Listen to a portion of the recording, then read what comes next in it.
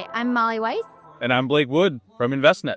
and we're live at Future Proof, and we're joined today by Yasmin Kasha. She's Director of Strategic Partnerships at Pontera. Welcome. So glad to have you with us. Thank you so much for having me. Very excited. Maybe just start by telling us a little bit about what you do at Pontera.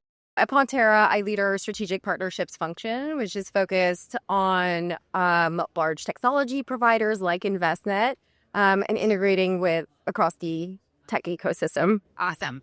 So from your perspective, what's the biggest shift happening in WealthTech right now, and how is your company helping advisors innovate and adapt? I think what we're seeing in terms of shift is less of a change in technology and more of a shift in mindset and really how retirement savers are engaging with their financial advisor. So to give a bit of context, the retirement system in the U.S. today places the responsibility of funding for retirement entirely on the investor or the client. The plans are really all through the employer, through these defined contribution plans that are quote unquote held away from the rest of the client's finances.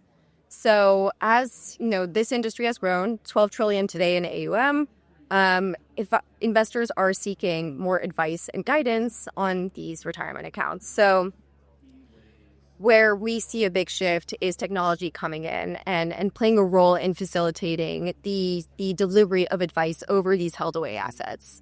What's your elevator pitch and how you can help advisors with that situation? How do we help advisors guide their clients to retire wealthier and with greater confidence? And historically, what advisors have been able to do with these held away accounts is either one of two things. The first is to do nothing, which is a disservice to the client. They're not providing any holistic wealth management there, and they're leaving a large pool of assets on the table as well. The second is inefficient. They basically give ad hoc advice based on, client statements. They have no control over the implementation of that advice.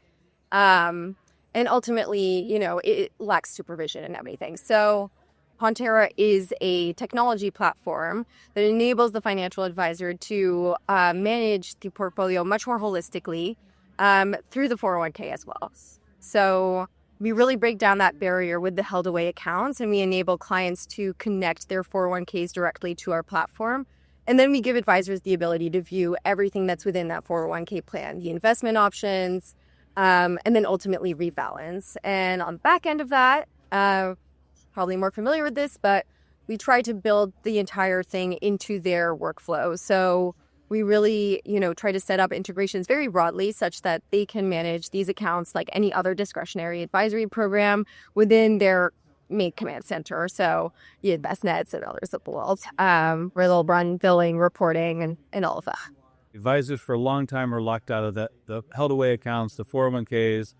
It's still a challenging solution to solve, which Pontera is hitting head on. But, what do you think? How does this change the value of the advisor to that end client? What's important for the end client, not just the advisor's business model, but what are clients getting out of this?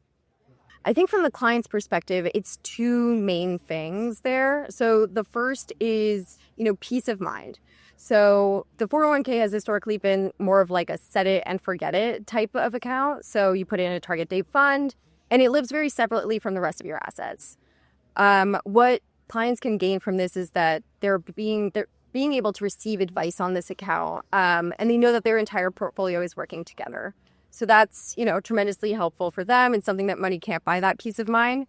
And we have some interesting studies that show that actually the advisor-managed 401ks outperform those that are self-directed by 3% annually net of fees. So there is an element of performance there as well. And then the second piece, too, is really the kind of choice element there. So, many, obviously, Americans have their financial advisor already that is managing all of their assets. So really it's giving them the option to get advice in the way that they want on these client assets. So that's the advisor and the client's perspective. Now, kind of within the industry, what kind of resistance do you meet within kind of the ecosystem, and how do you handle that?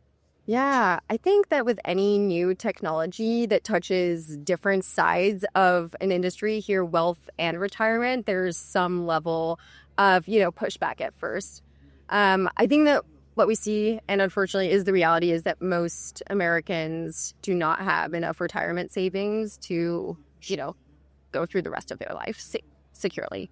So what we're doing is working within the system to help educate the various stakeholders to really build confidence in this type of solution. And we've seen a ton of very positive momentum recently. So one example of that is, state and federal regulators, becoming warm to this idea.